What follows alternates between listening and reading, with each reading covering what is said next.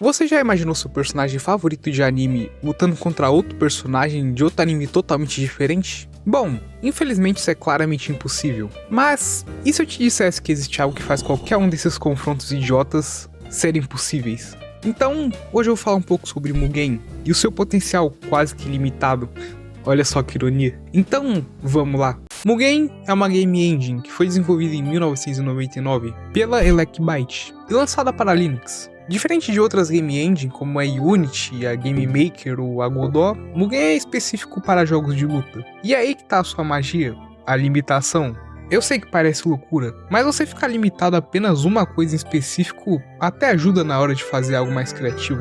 Combinando isso com a sua biblioteca de código aberto, que ajuda muito para quem quer aprender, mas a sua interface simples de se entender faz com que Mugen seja uma ferramenta bem completa para esse tipo de jogo. E até parece que eu tô fazendo propaganda para isso, quem dera, mas eu realmente acho muito estranho as pessoas não falarem tanto sobre ele.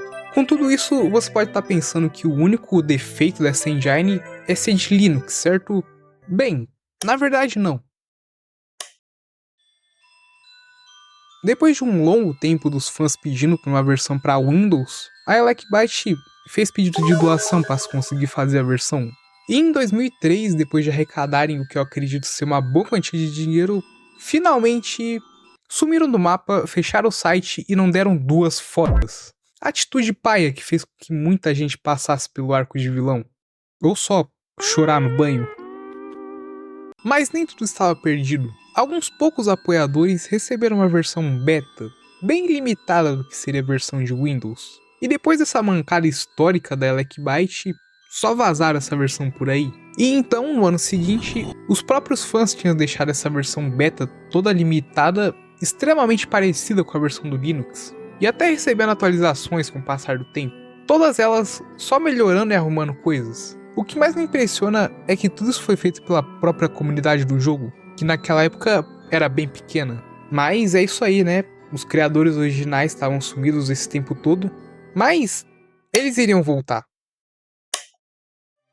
Em algum dia aleatório, o time da Elec-Byte só retornou com o site como se nada tivesse ocorrido, com uma nota dizendo que eles iriam lançar uma Definitive Edition de Mugen. Só que com isso era quase certeza que shards mais antigos não fossem mais funcionar. Mas era por uma boa causa.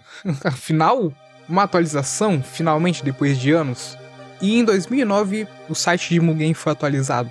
E nele estava a versão 1.0 do Mugen, onde nessa versão já tinha muitas coisas novas, e suporte para mapas em altas resoluções. Porém, não foi tão bom quanto parecia ser. Essa versão tinha inúmeras falhas, e precisava bastante de ajustes. Mas a essa altura vocês sabem bem como a Elec-Byte trabalha, né? E só foi em 2011 que eles realmente foram atualizar a versão 1.0. Mas dessa vez sim, tava bom e já dava para se divertir bastante. E não parou por aí. Em maio de 2013, uma versão alfa do Mugen 1.1 vazou. Vazou entre aspas, né? Porque muito provavelmente foi alguém da equipe que vazou. E se tratando de uma versão alfa, é claro que veio com bugs. Mas já dava para sentir o gostinho do que estava por vir. E então, finalmente depois de longos e longos anos, em agosto de 2013, a versão 1.1 beta foi lançada. E era constantemente atualizada para ficar só o filé. Até a versão do Linux, que foi meio esquecida por conta da de Windows, foi atualizada por fãs, ficando assim quase que perfeito. Mas como será que tá o time da Elec-Byte hoje em dia? Bem, em 2016 a equipe sumiu por definitivo, apenas com uma divulgação de outro golpe, outro financiamento coletivo para um jogo de luta chamado Rotten Core, sendo esse o seu último vestígio na internet. E você tá lembrado daquela polêmica lá do início que eles sumiram após receber doação?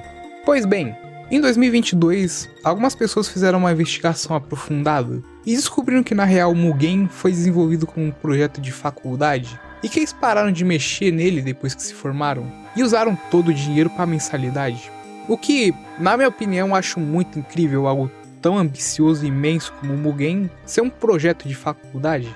Mas ainda assim é sacanagem demais ter sumido com o dinheiro de doação sem nem ter dado explicações.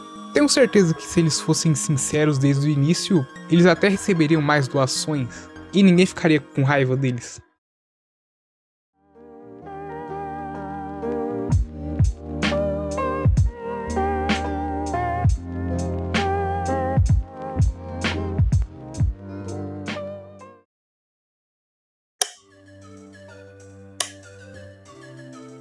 comunidade de Mugen é de longe a mais antiga, unida e insana de todas, onde praticamente todo dia saem mods ou shards novos, e todos eles em sua maioria são bem criativos. Uns até viram um marco para a comunidade, e outros são só feitos por humor.